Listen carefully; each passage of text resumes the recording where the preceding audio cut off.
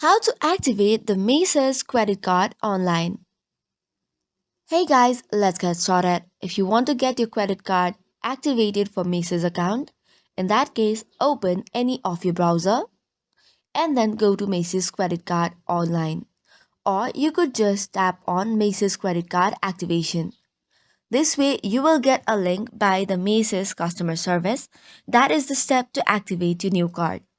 So for this, tap on the link and you will get into another page. On this page, you will get some of the instructions that you can follow. The first one is going to its online page. In order to access, tap on the first link provided as My Macy's credit card. Once you tap on it, it will take you to another page from where you can log in using your credentials. Hereby, you can tap on Sign In button or you can create a new account if you do not have one. Next up, provide your email and then the password.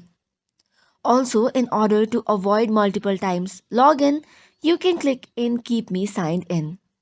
Once that is done, tap on the Sign In button and you should be good to go. If you have forgotten your password, you can set it up as well.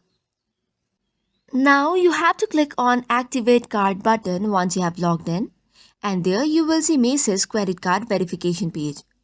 On this page, you have to provide your information such as your account number, your security code, and expiration date.